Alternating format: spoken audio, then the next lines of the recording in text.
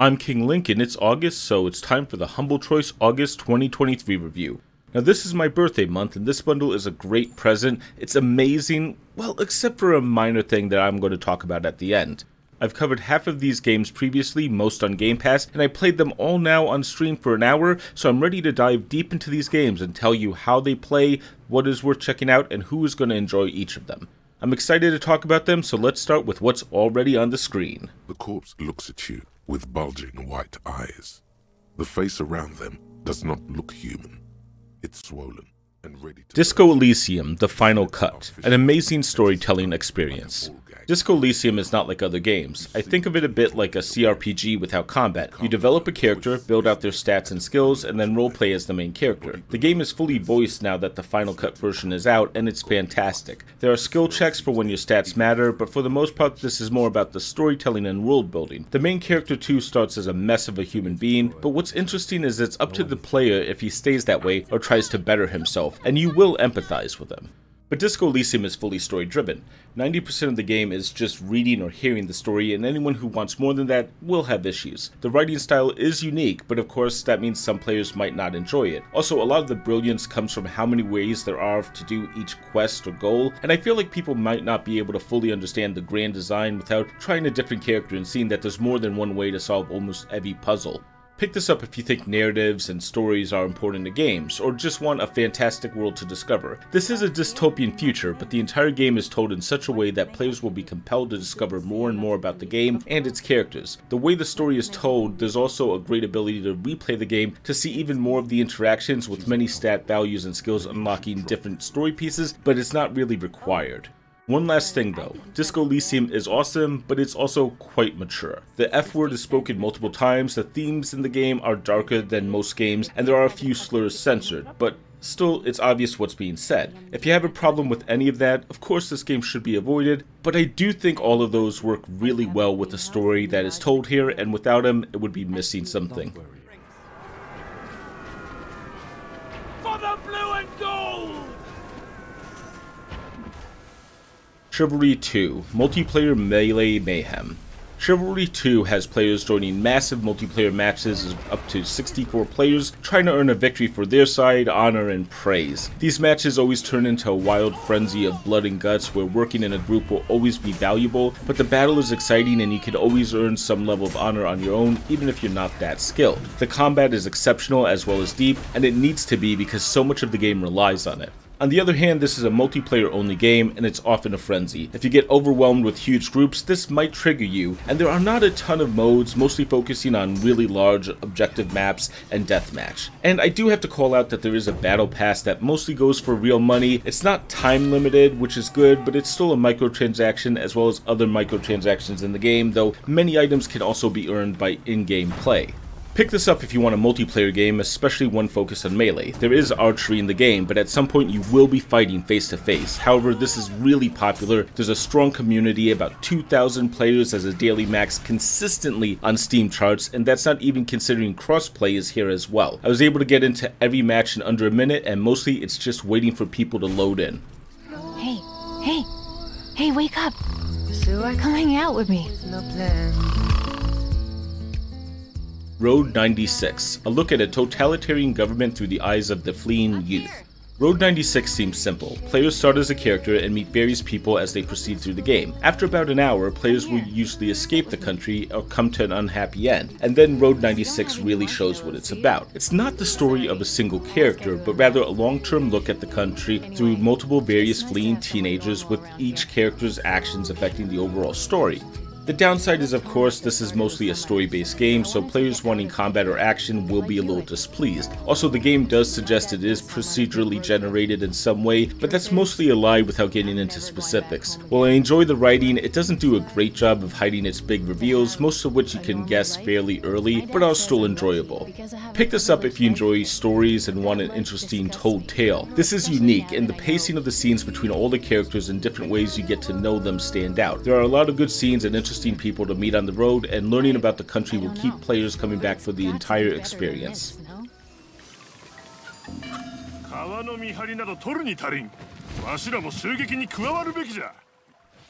Trek to Yomi, a beautiful cinematic samurai game. Trek to Yomi's cutscenes are gorgeous. The level of detail on most characters' faces is beautiful, and the scenery and backgrounds are gorgeous celebrations of the art form. Battles are visceral, with your blade killing most enemies in 2 to 3 strikes, and the story is very good. The game evokes a sense of old Japanese samurai movies, especially those of Akira Kurosawa. All of this makes me kind of ignore the game's flaws. But honestly, Trek to Yomi's combat is a bit shallow, and I've heard it never really gets the depth it deserves. While the backgrounds are lush, all the combat is done on a 2D plane, the exploration is quite weak with almost no value to finding collectibles, and sometimes it's hard to know where to go because of that gorgeous art. It's also only a 5-hour title. Pick this up if you're enchanted with what you're seeing on screen. I am, and I've played this before, and I just still love the look and feel of the game. The story is really good, and the combat is sufficient, but if you want a deeper or more robust combat experience, that's not this. Still, I do think this is a satisfying experience.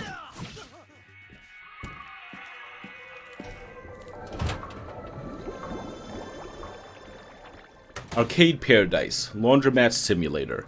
Arcade Paradise might be where the game eventually gets, but early on players are running a laundromat, having to wash and dry clothes for money, and able to play arcade games in the back while waiting for the machines to finish. Over time, earning money will let players expand and I assume play more games. Having a mixed time between the laundromat and the arcade is challenging, but hopefully that isn't a big part of this title. The downside is the games aren't the deepest, and even the few games that are surprisingly deep in the beginning don't really work well in that 1 to 2 minute range players will have to play them. There are also 8 games available as DLC. The total price of those titles is almost as much as the base game itself, and while there are 35 titles contained in the game, immediately seeing a hand held out for more money always rubs me the wrong way. Also, some of the games inside here are a bit meh, so I'm not sure if the ones I haven't played yet will be amazing. I've only seen about 5 of the 35. Pick this up if you love the simulator genre and old arcade games. There's a lot of work that went into this, and I'm curious how much deeper the game goes, but I'm not sure how long this one will keep my attention. Still, the idea of running an arcade is one of those things 90s kids always wanted to do.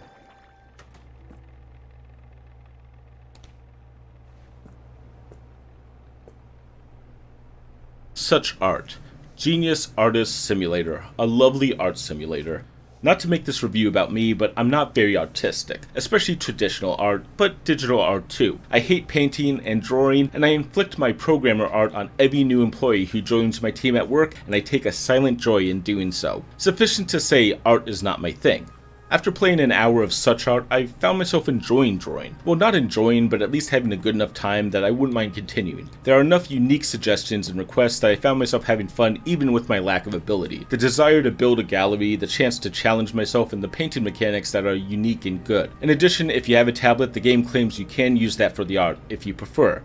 On the other hand, this is a simulator game. It's more focused on game mechanics than the art itself. If you want to go create art, use Krita or GIMP or some other art program and just have at it. But this is more about the experience of being an artist, and it does well with that. There are limitations to what you can use, at least at first, but that also pushes you to do something even better with those limitations, and much of the limitations will make you more inventive. Pick this up if you love art and want to play a game focused on creating art. The game also allows you to feature and display the art in a virtual gallery, take pictures of it, and have a real sense of pride in what you create. I'll be honest, I'm not going to be returning myself though, but I'd still recommend this to anyone who enjoys artistic pursuits because it's not you, SuchArt, it's me. Also, I really didn't love Passepartout, the starving artist, but this game is definitely speaking more to me. If you enjoyed that title, this is definitely for you. Finally, I just have to say it, I call this game SuchArt a lot. I know it is SuchArt, but with it all capitalized, that's how I read it at first. It's stupid, but it makes me laugh. SuchArt!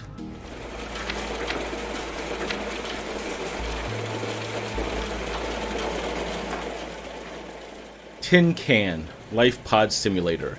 Tin Can starts with the player on a ship that's about to blow up in 60 seconds. They can grab all the supplies that they can bring on the life pod one at a time, but after that point they will escape off the ship and wait for a rescue shuttle to pick them up in that pod. The main mode has 6 survival missions ranging from 6 minutes to 30 minutes, each with what seems like a set script of what's going to go wrong. There's also a challenge mode with different challenges. That being said, this game is mostly about figuring out what is wrong and how to solve it. This speaks heavily to the part of my brain that loves Zachtronic games and programming, but this also means most players might not enjoy it at that same level. I had a lot of trouble figuring out the first issue with the pod, but now that I understand that one, the second mission was relatively easy and I'm looking forward to even more.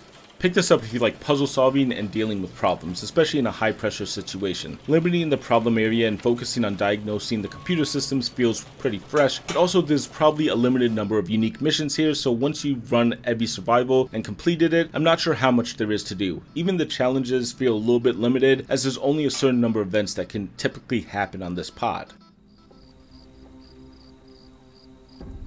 Spotted someone. Hot Brass. SWAT tactics in hostage situations.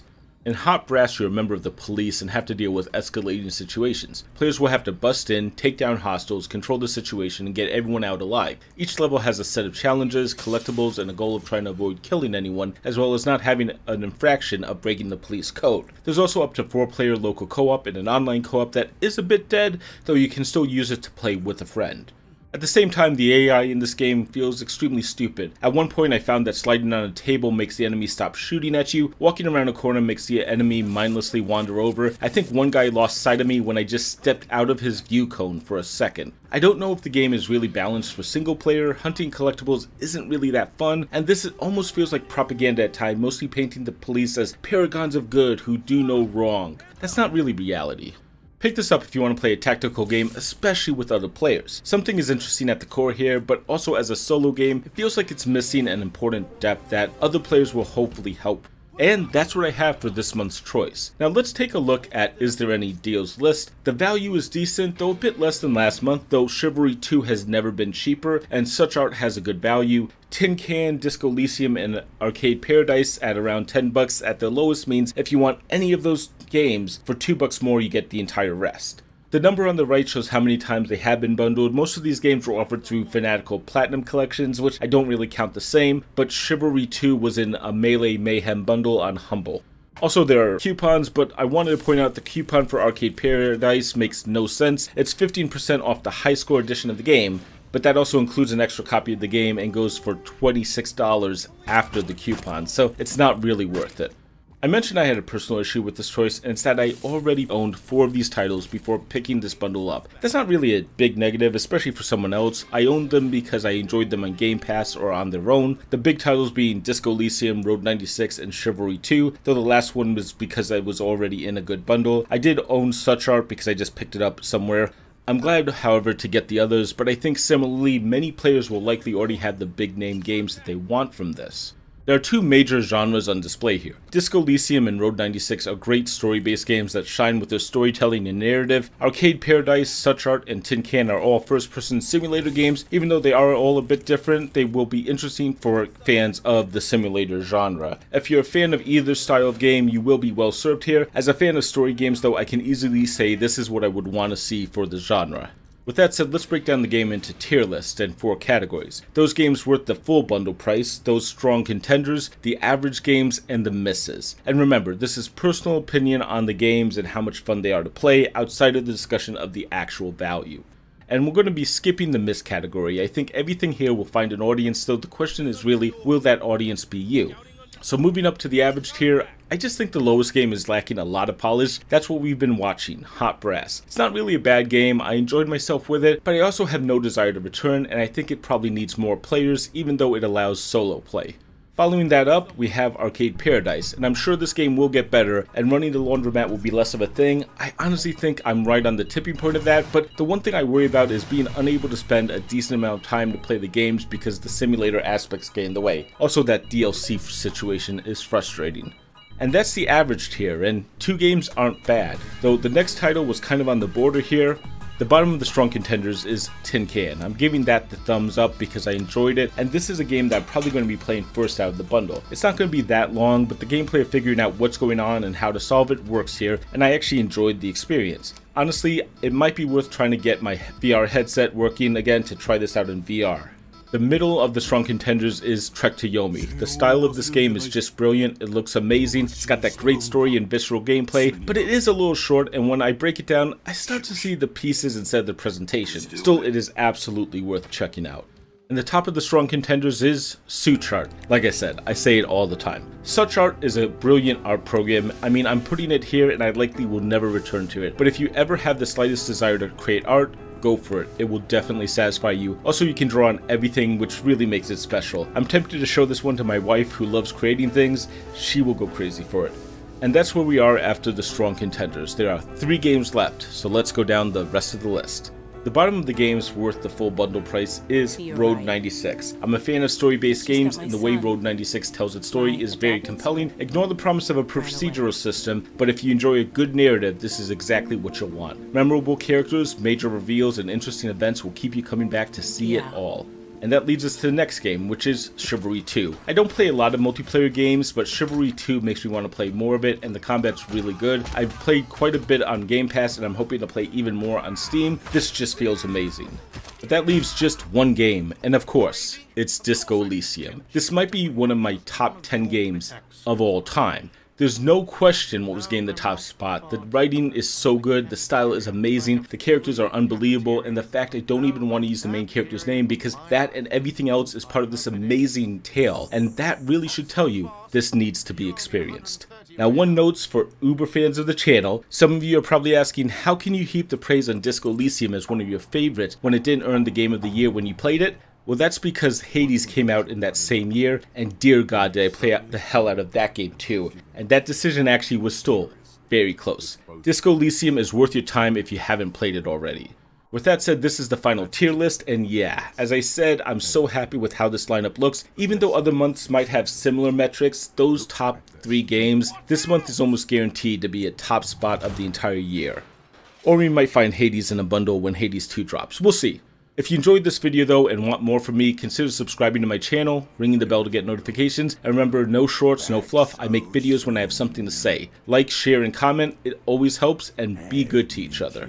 If you want to see something else that I worked on though, I've made a short video on Brotato and what makes it stand out. That's released on the Switch on August 3rd, the day I'm recording this, and is already on Steam. It's a $5 title you absolutely should not miss.